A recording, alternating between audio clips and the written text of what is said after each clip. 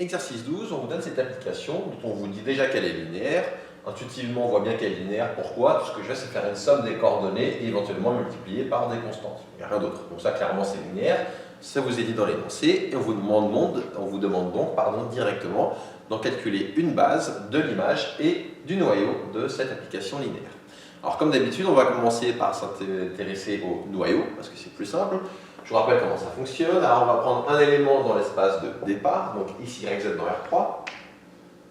Donc on prend trois coordonnées et on se pose la question, quand est-ce que x, y, z est dans le noyau de f? Je vous rappelle la définition, être dans le noyau de f, ça signifie que f de x, y, z vaut 0, le 0 de l'espace d'arrivée. Si vous voulez, je vais écrire 0 de R5. Autrement dit, ça veut dire que chacune de ces lignes ici vaut 0. Donc ça va donner, je poursuis ici, on va avoir du x plus y égale 0, on va avoir du x plus y plus z égale 0, on va avoir du 2x plus y plus z égale 0, on va avoir du 2x plus 2y plus z égale 0, et on va avoir du y plus z égale 0.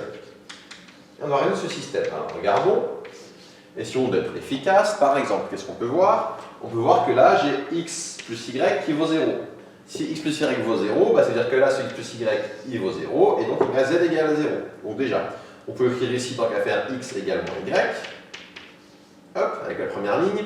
La deuxième ligne, donc quand j'injecte le x plus y qui vaut 0, je trouve directement z égale à 0. Qu'est-ce qu'on peut dire d'autre? Bah, regardons, on peut regarder la dernière ligne, tiens, qui est ici, ça me donne des infos. Là, j'ai que y, ça vaut moins z. Sachant que z vaut 0. Donc si z vaut 0, y vaut moins 0, donc y vaut 0.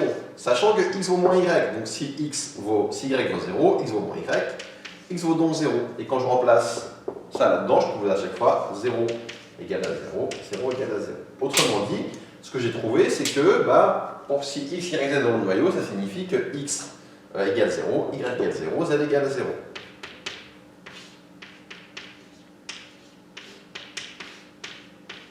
Et donc, le noyau de f, il est réduit au vecteur nul. Donc, le noyau de f égale juste le vecteur 0, 0, 0. En particulier, même si ce n'est pas demandé, on peut l'écrire, f est injectif.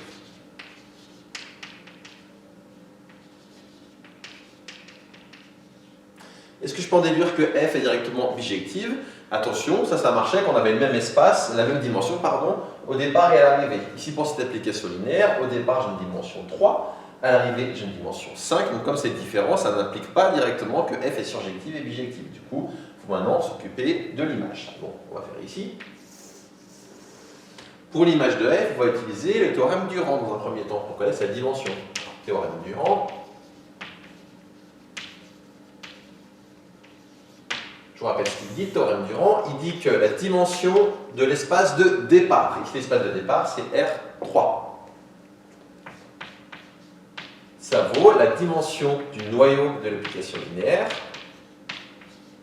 plus le rang de f, où je vous rappelle le rang c'est la dimension de l'image. Donc remplaçons, dimension de R3 ça va donner 3 égale dimension du noyau. Dans le noyau, j'ai uniquement le vecteur 0, 0, 0. Du coup, ça, c'est dimension 0. Attention, le sous-espace vectoriel composé uniquement de 0, c'est de dimension 0. J'ai rien dedans à part 0. Donc, dimker de f, c'est 0, plus rang de f. Et donc, j'en déduis que le rang de f, c'est 3. Et donc, comme le rang de f, c'est 3, pour trouver une dimension de l'image, pardon, pas une dimension, pour trouver une base de l'image de f, il faut que je trouve 3 vecteurs libres dans l'image. Comment je vais faire pour trouver ces 3 vecteurs libres dans l'image? Comme d'habitude, pour trouver des éléments dans l'image, je vais calculer f de mes vecteurs de la base canonique de base. C'est-à-dire, je vais calculer dans un premier temps f de d'abord 1, 0, 0. Et je vois que comme j'ai 3 éléments dans ma base canonique au départ, automatiquement, quand je vais faire f de 1, 0, 0, f de 0, 1, 0, f de 0, 0, 1, ça me donnera une famille libre. Ça va être obligatoire, ça. On va voir, mais ça va marcher. Du coup, f de 1, 0, 0, ça va donner, je remplace tous les x par 1 et tout le reste par 0. Donc ça va donner 1, 1, 2, 2, 0. Et ça appartient bien à l'image de f. Parce que ça s'écrit f de quelque chose. Je vous rappelle, être dans l'image de f, c'est écrire f de quelque chose. Ce vecteur, c'est bien f de quelque chose, c'est dans l'image de f. Je vais l'appeler B1.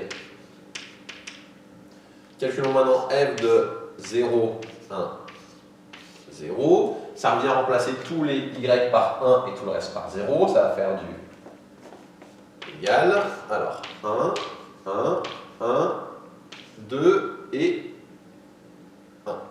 Donc, je remplace tous les y par 0. 1, 1, 1, 2 et 1. C'est bien ça. Ça aussi, ça appartient à l'image de f. Et je vais l'appeler B2. Faisons maintenant pareil avec f du troisième vecteur de la base canonique. 0, 0, 1. Ça va me donner... Je remplace tous les z par 1 et tout le reste par 0. Donc là, je vais avoir 0. Et ailleurs, je vais avoir du 1, 1, 1, bah, 1. Hop. Donc ça appartient bien à l'image de f. Et je vais l'appeler B3. Donc ici, j'ai trois vecteurs qui sont dans l'image. Je veux montrer qu'ils forment une base. Pour cela, bah, comme je sais que la dimension d'image, c'est 3, il suffit que je montre ces trois vecteurs forment une famille libre. On va le faire ici. Montrons que B1, B2, B3, libre.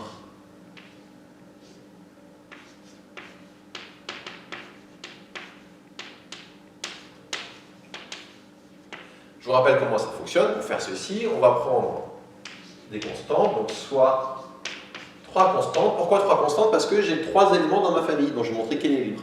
Donc comme j'ai 3 éléments dans ma famille, je prends 3 constantes distinctes. Soit lambda 1, lambda 2, lambda 3 dans R, tel que, je vais supposer tel que, lambda 1 fois B1, plus lambda 2 fois B2, plus lambda 3 fois B3 égale à 0. Et je vais voir ce que ça va me donner en termes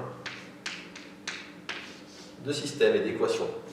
Alors, quand je vais faire lambda 1 B1 plus lambda 2 B2 plus lambda 3 B3, je vais d'abord avoir, la première coordonnée, ça va être lambda 1 fois 1 plus lambda 2 fois 1 plus lambda 3 fois 0. Donc ça va me donner ici lambda 1 plus lambda 2 égale 0. Ensuite, en dessous, je vais avoir en termes de deuxième coordonnée, je vais avoir lambda 1 fois 1 plus lambda 2 fois 1 plus lambda 3 fois 1. Donc je vais avoir lambda 1 plus lambda 2 plus lambda 3 égale à 0. Troisième coordonnée, je vais avoir du lambda 1 fois 2, lambda 2 fois 1 et du lambda 3 fois 1. Donc ça va donner du 2 lambda 1 plus lambda 2 plus lambda 3 égale à 0.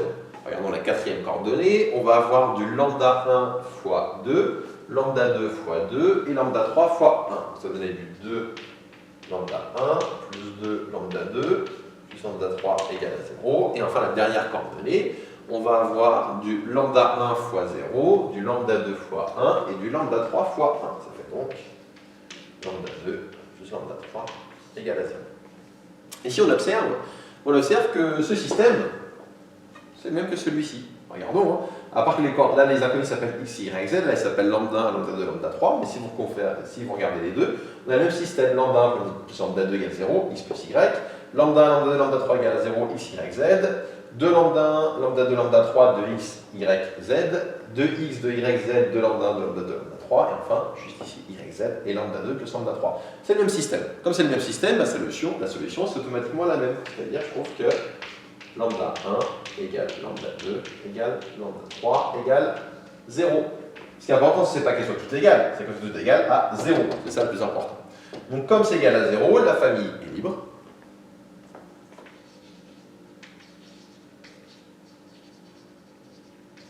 Donc la famille lambda 1, lambda 2, lambda 3 est libre dans image de f, qui est de dimension 3, qui est de dimension, je vais écrire dim 3, une famille libre composée de 3 vecteurs dans un espace vectoriel de dimension 3, donc c'est une base.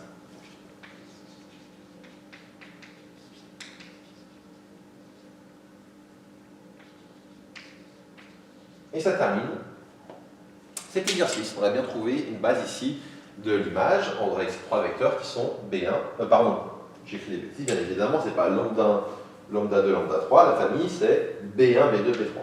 Excusez-moi. Donc la famille B1, B2, B3, c'est bien une base de l'image. Qu'est-ce que ça veut dire? Ça veut dire que n'importe quel élément de l'image de f va s'écrire sous la forme une constante fois B1, plus une constante fois B2, plus une constante fois B3. Voilà qui termine ici cet exercice.